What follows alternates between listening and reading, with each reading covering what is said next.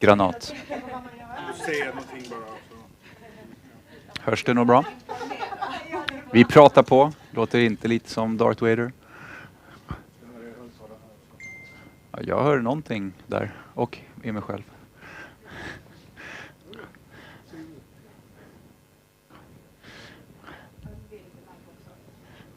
Hallå? Hörde du någonting?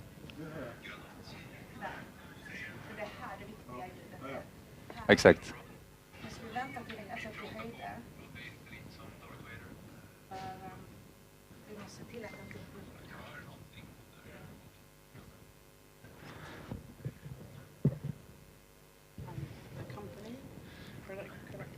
Waerna.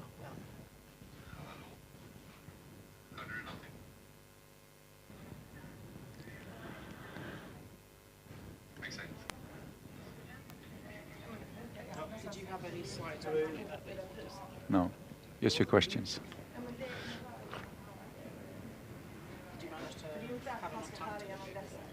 Yeah, for sure. So, thank you. Yeah, like last week was just everything was like chaos.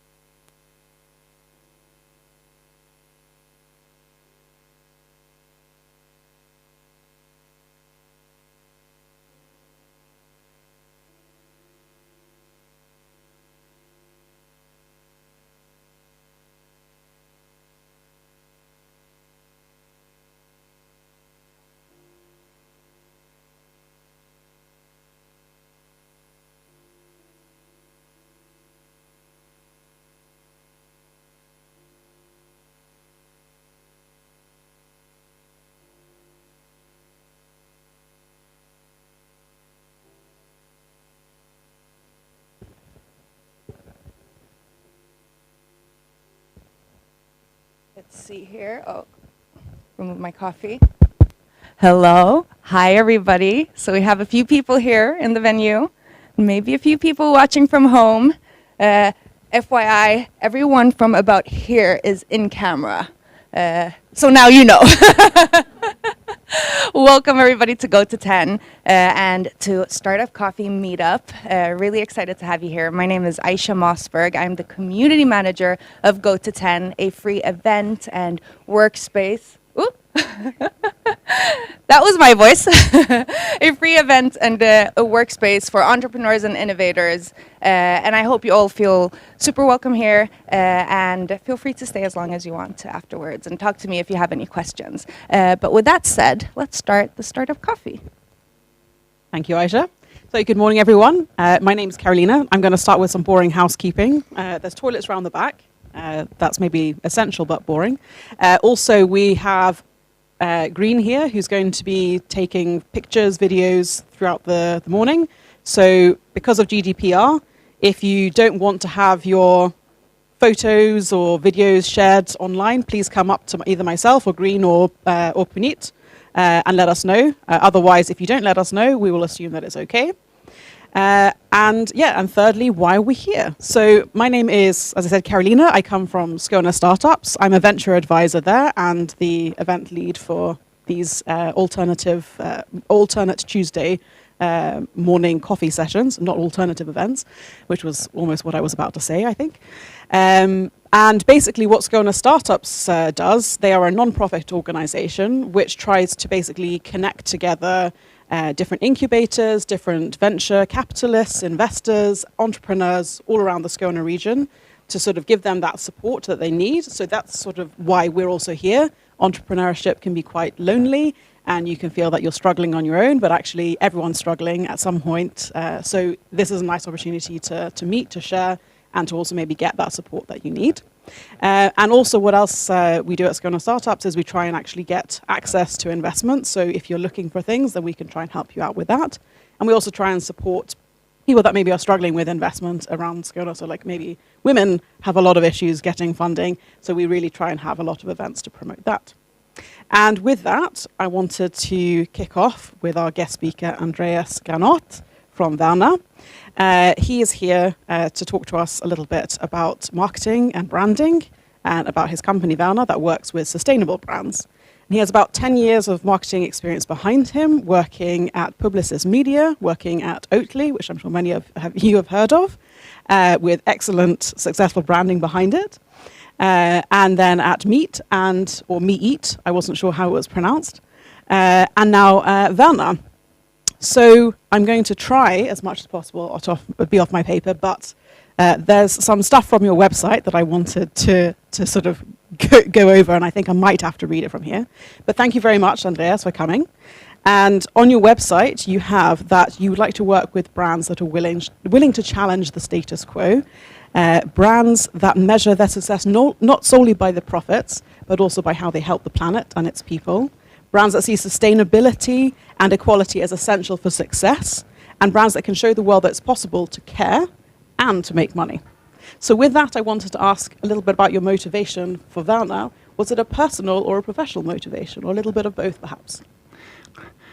It's probably both, directly there. But first, thank you for having me, and nice to be here. First time at Goto 10, so I like the venue, I like the area, I like the good work. You've done good work here. As you said, I'm been working with marketing and communication for quite a long time, and doing that for multiple different types of brands. Just recently, Oatly and Meet, and just realized that it's a famous quote from like one of the programmers at Facebook, like. Something like the greatest mind of my generation is focusing on making people click on ads, which was like what everyone was wanting to do, willing to do, wanting to create, wanting to work for all the big corporations, basically with the purpose to make people click on ads. And yeah. And if you start to think about that, that's super strange. And in the specifically in the events that we are in right now, we need to transition to a world where actually the greatest minds of our generation are focusing on the right thing. And the right thing right now is that we have a big problem to solve. So from my experience from marketing, is like I have no interest at all to work with traditional companies just trying to make money. It's a big portion of naivety in that, but I felt that okay, I have some possibility to try it out, and I felt like an obligation to do it. And then just as a first disclaimer, there are very few companies that actually are sustainable right now. It's because what that actually means is that a company is climate neutral or climate negative. Currently, everyone is like emitting more than what they are like saving or capture. So it's actually if everything you see, which also is a big problem when it comes to communication right now, when someone claims that they are sustainable, it's probably greenwashing because they actually isn't sustainable because they are emitting more than they are capturing. So what I'm trying to do is but it still needs it will take some time, and there are still companies that have the possibility to get there. So I have changed the phrase, and like when it comes to communication, more talk about companies that have the possibility to take like pro-environmental actions, and in the end maybe can become sustainable. So it's definitely like a personal. Back to your question, it's a personal motive behind it, that I don't want to do the work from a personal perspective, but I wouldn't have started Waerna if I didn't believe that it was a market for it. It's a lot of different, like just talking about the SDGs, like the Global Sustainable Development Goals, which is a global framework where a lot of the legislative that will come out will be aligned with that. So from a legal perspective, they will start to force companies to follow the SDGs and start to think about these questions, which will force companies to do this kind of work. And that's more like trying to reach companies that have like 500 employees or more. But you also have a lot of startups and scale-ups that are going into this space right now with like, we have actually a problem to solve. Basically, all the traditional agencies that are out there don't have this like experience, maybe don't have this interest, and maybe can't really say no to clients, which is the biggest risk by doing this. Because like I have narrowed down the type of companies that I accept and that I want to work with. So it's definitely a risk, but my hope is that there is a market for it so that I will be able to survive. Let's hope so. So like you talk about sustainability and the sort of the goals that are more sort of the global goals that you are looking at. But when you are specifically assessing the clients that you're going to take on, do you look just at sort of the environmental impact of the company, or do you look at other things? Because I know you had some sort of talk about like how the actual climate is within the workplace as well. So what are the sort of the criteria that you have when you're assessing who you're going to take on? Currently, I would say that it's pretty arbitrary right now. It's in an early stage. But what I do is like I'm looking at the case, looking at the product, looking at the service, looking at the company, talking with this like CEO to just like get an understanding of what you want to achieve, why are you doing this, and then I'm basically looking at that from the SDG glasses. So in the like climate and the environment is the key thing, but if you're looking at the SDGs, it's 17 different goals that we need to reach all of those. So I have broadened the scope just from climate to like you need to adapt some of the SDG goals. And like one example of that is a company called Mojo that is working with male fertility and doing semen analysis. And I felt that that was really something that I can tap into, because the entire industry when it comes to reproduction is super unequal. And the idea with Mojo was to make men more aware and take more responsibility about their reproductive health, which is a super scary thing for a man to do, unfortunately. But it's because no one has forced you to think about it. Like, you're being raised, if you're being raised as a man, you're being also taught that you don't need to care about these things, which have created this system that the entire burden is on the women. So by creating awareness about that topic, like, the potential is that we actually can make men start to realize and start to think, why do I actually feel that this is scary, and start to question other types of actions they do in their everyday life, which is like one part that is like essential for us to be able to live in like an equal society. But I would say it's arbitrary, because it's not based on any figures or data right now. So like the sustainability, like environmental, but also a little bit like societal changes and perceptive changes and things like that. That's quite nice.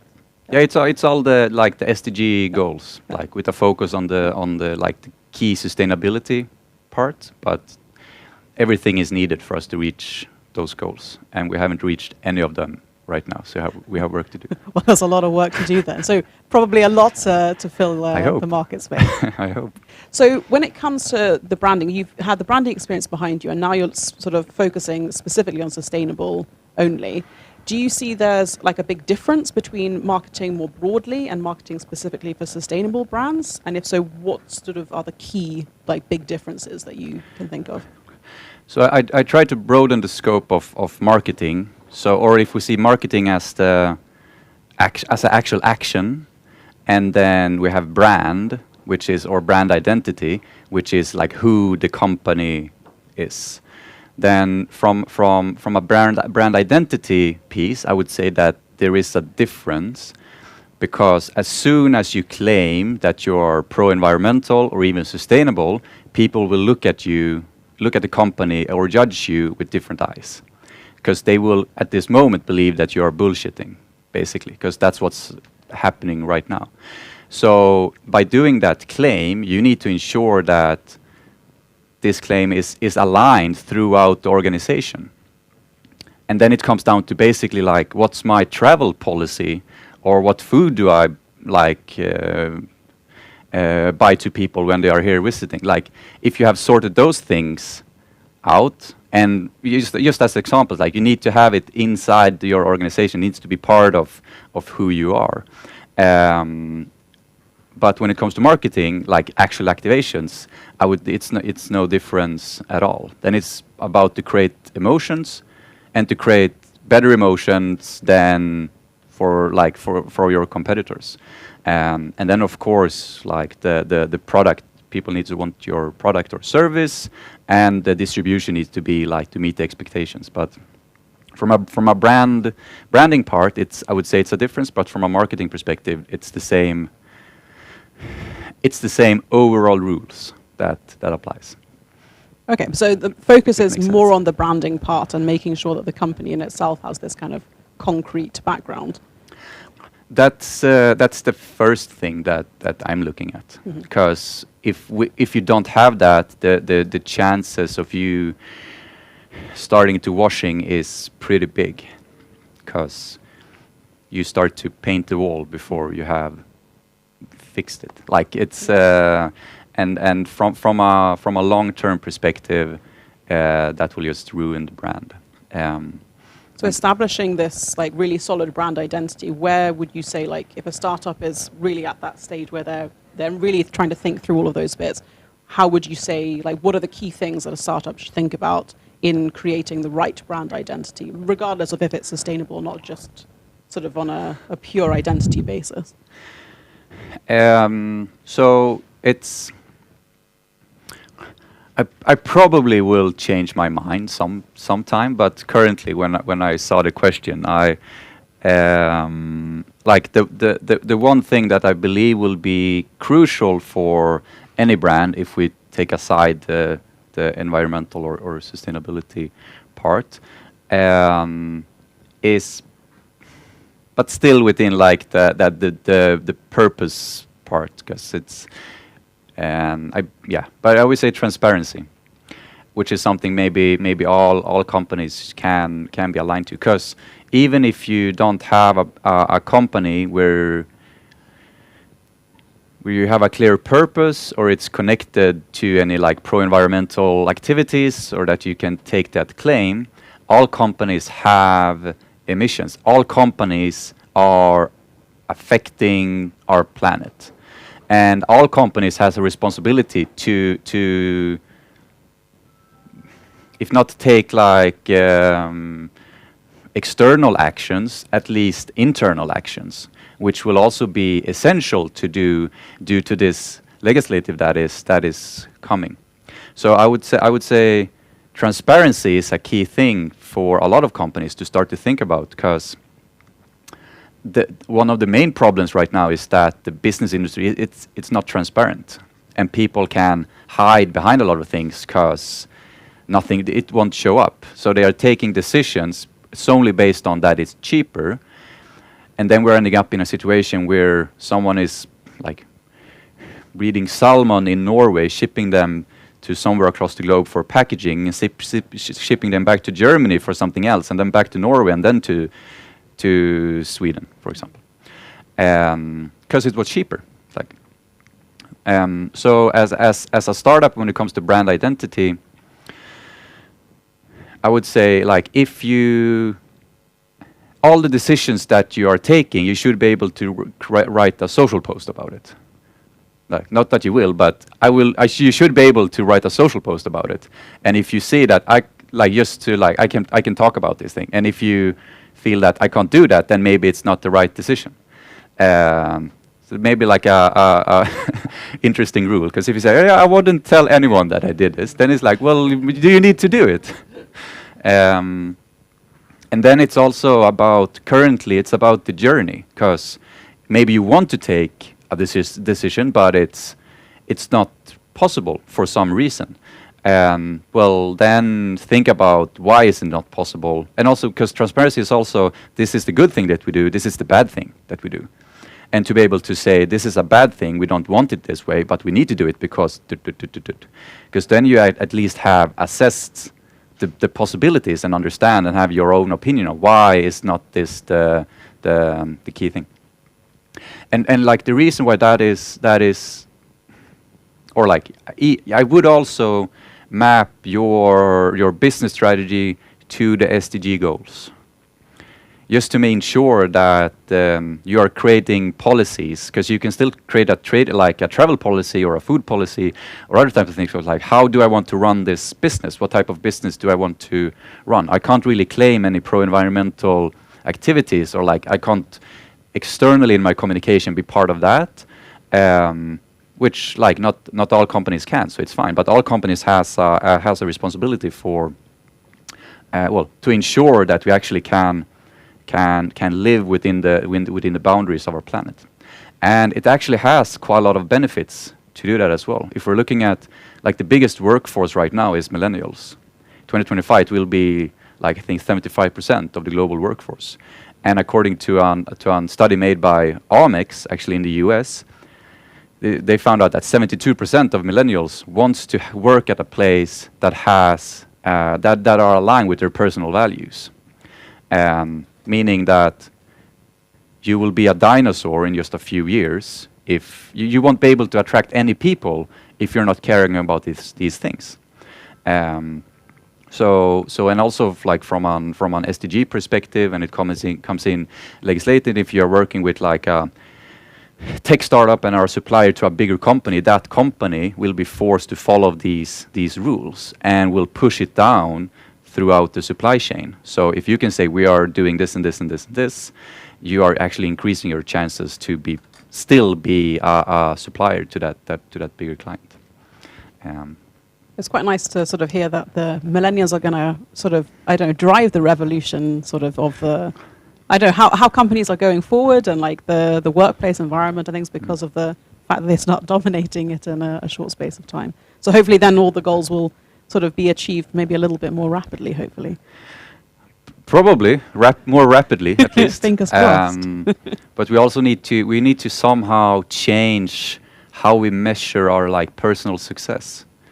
Because currently it's just by the things that you buy.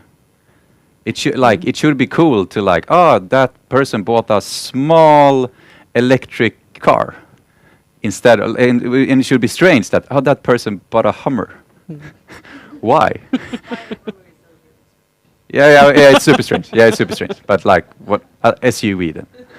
Yeah, Hummer is strange. I think that's something that we've started to see in the past sort of 1 or 2 years, is that people are now really kind of going, I don't like this job, so I'm going to leave it and I'm going to just do something else, take a pay cut and do something which like they feel morally and ethically makes more sense to them and gives them more satisfaction in life. So I think we've started seeing that change already, I think, from how things have been in the past year and a half. So that's nice. But you have a lot of marketing experience behind you in different sort of companies, Oatly being one of the sort of big ones. I'm just wondering, what are the biggest marketing sort of failures or faux pas or sort of the wrong things that you've seen that you've sort of either that you might have done yourself through like learning along the way, or that you've seen and sort of gone, oh, I need to fix that? Yeah. I would say, like from an overall perspective, the thought that people are rational, the thought that we as humans are taking rational decisions, is probably the most misconception that is out there. Like we're taking majority of our decisions is emotional. It's quick decisions, and it's only the few decisions where we actually are wanting to activate our brains. In our work, for example, and decision we take in our work are more rational, because it's like, okay, I need to dig into this. But as a consumer, and if you have a B2C brand, people won't act. People won't spend much time thinking about what you want them to think about. However, it's quite often that you meet brands where you hear something like, well, if they just knew, they will change. Like if they just have the information, they will change. If they just have, but the problem is that people don't want the information. And so to approach marketing and communication from a more rational perspective is the easy way to do. But that's also like, I don't think that you will get that many, like the success won't be that high. Which is actually like where Oatly is a very good example. Just flipping things around of how should we actually approach communication, how should we approach marketing. Everything is about creating emotions. And I think one rule that we had at Oatly is like, we get every emotion is okay as long as it's not boring. It was like it's so people can be angry if that's okay. It's an emotion. I think there were some controversies during Oatly's, there has been a lot. Yeah, that there was some anger in the farming community at certain points from some of the strategies. But then I suppose it draws more attention. So ultimately, I guess what you're saying is right. If you make people angry, then it's also an emotion that is triggering. Yeah, well, like yes, as it's super interesting because we not to talk like too much about Oatly, but they did a campaign actually wanting to help farmers to transition their farm, and it was like Oatly was just one part of it. It was like a EU-backed science project, and we did a campaign about that, and just talking about, oh, look at this nice thing, we're doing a cool thing. Nothing happened. Like no emotions, no PR, no like. Nothing. Then we did it like the nice way, and then a couple of months later we did another campaign that was more like poking someone in the belly, and like people got furious, and then we got 3 months of PR because people started to talk about the question that we wanted them to talk about before, and I guess Oatly was sued again. But it's like it's actually created something. Yeah, it's just interesting because, and that's also companies with like with with the purpose and like some like a value driven part is quite often maybe taking this nice approach, but sometimes we can't be nice. Sometimes we need to take parts of like the activist movement and just push things around because we don't really have time to be nice. Like, but then it's also like it's currently a big issue with, especially when it comes to food.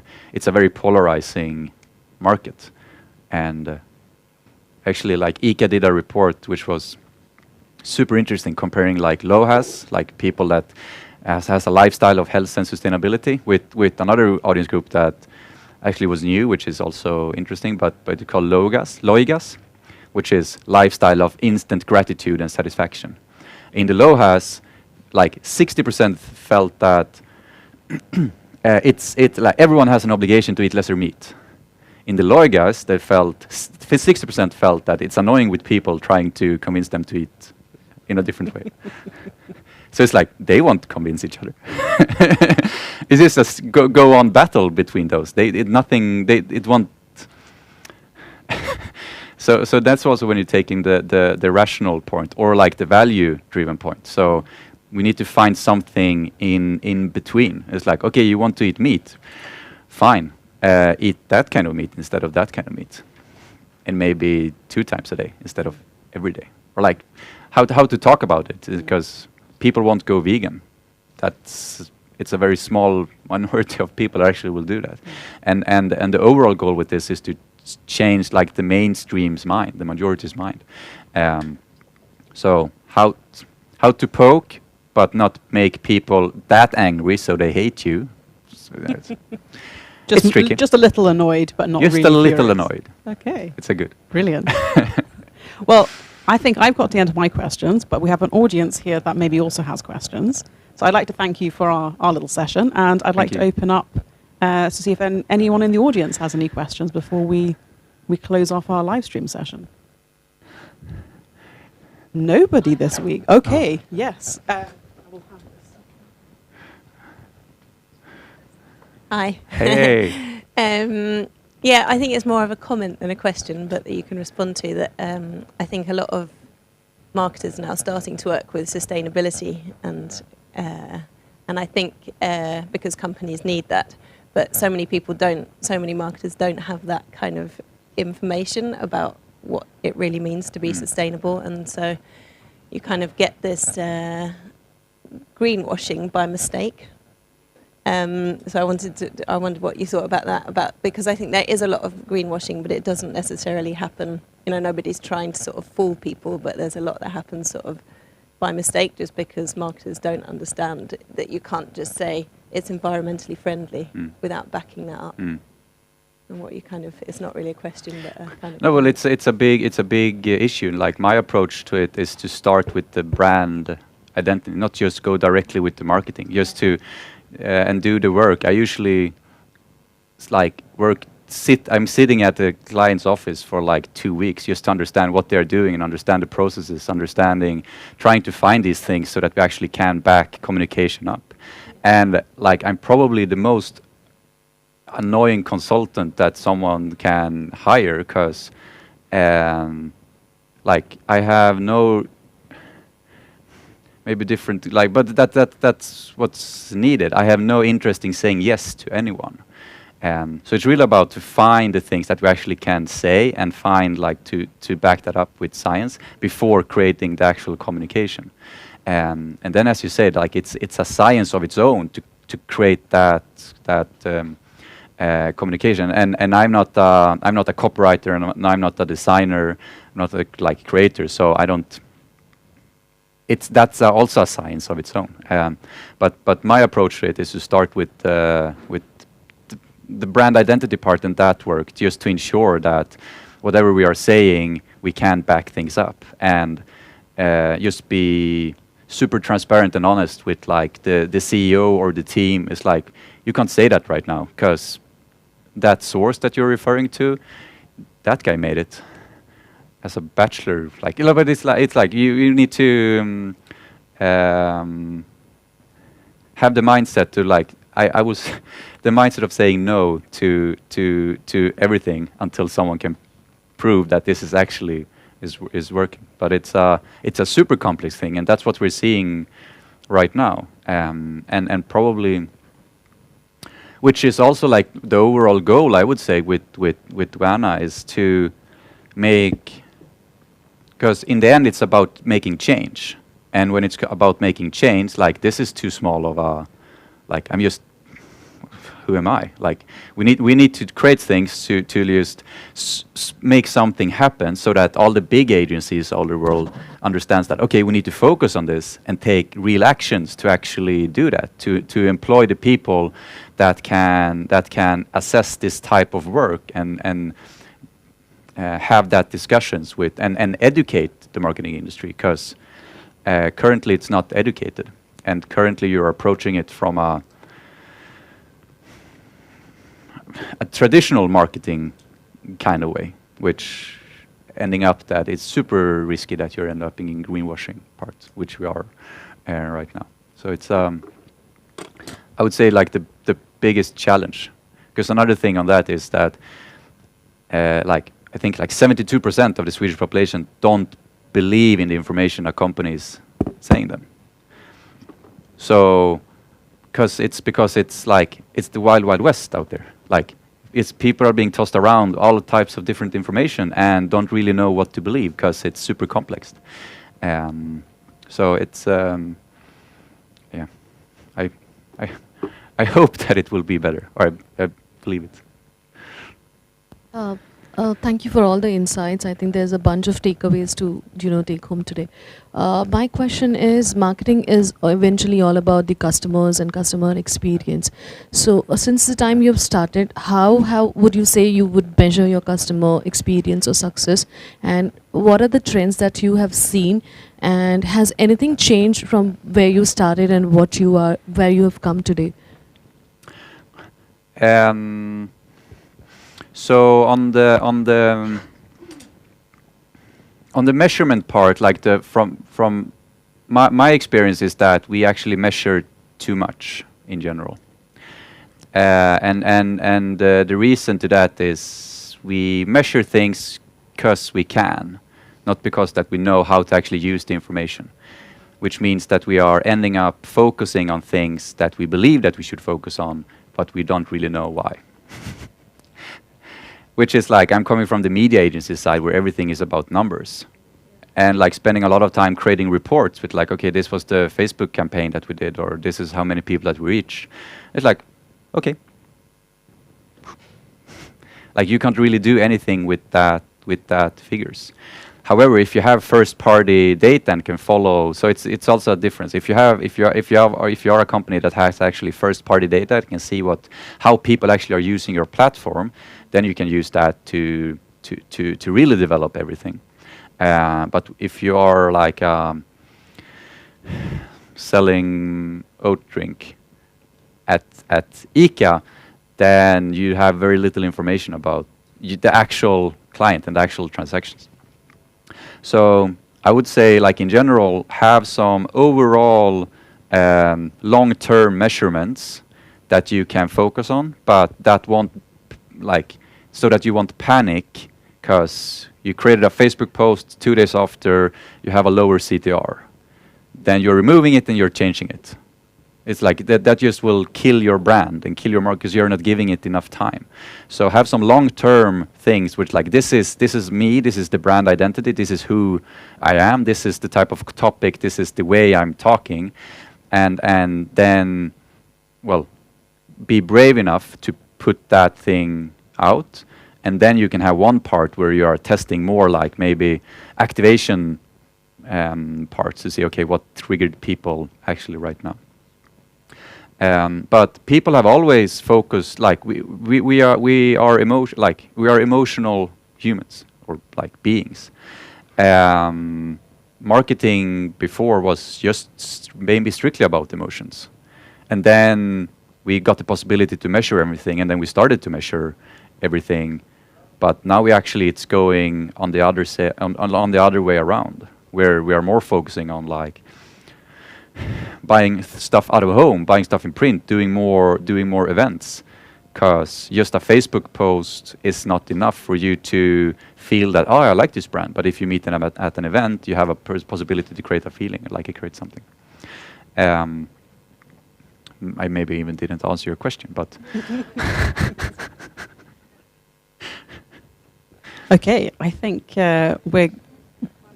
One last question before we round down. Yeah. You were talking the whole time about environmental sustainability. Do you think that's the only sustainability, or do you think there's also economic and social aspects? Yeah, like sustainability is a broader aspect, especially if you're looking at from like the Sustainable Development Goals. Then it's 17 different goals, where actually one is climate action. So it's definitely a broader perspective. I need to solve all of those to actually be able to reach the Agenda 30. And then it's just like the urgent need right now, like from a climate perspective, is that we need to cut the CO2e from. So that's like, okay, that's what I'm trying to focus on, because we maybe won't even have, like, cities can disappear if we're not doing that.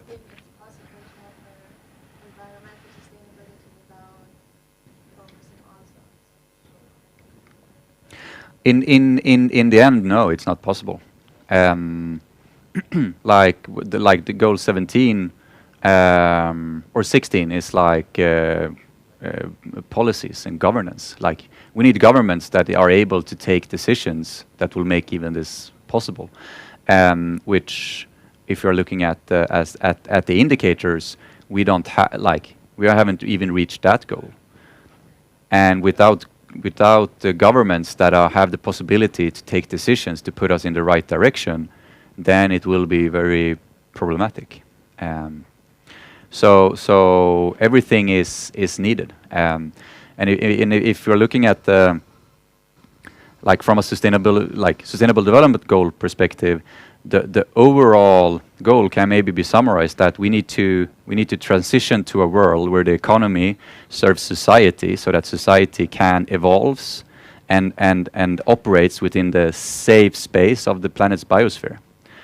So we have the planet's resources. Within that, we need a society where we can live, and we can live our lives, and we need an economy that is serving that society in all aspects. So everything is aligned, and everything needs to, as I said, it's a lot of things that we need to solve, and a lot of people need to run in different directions right now to maybe in the end up with the same target and goal. So. And with that, thank you very much. Thank you. So I think, I think we've established that not just marketing for sustainability, but sustainability is sort of interconnected in all different sort of aspects. And we're glad you said yes, but what we've learned is that sometimes it's best to say no to things in order to move forward. Exactly. But yes, but thank you very much for your talk. Thank you. I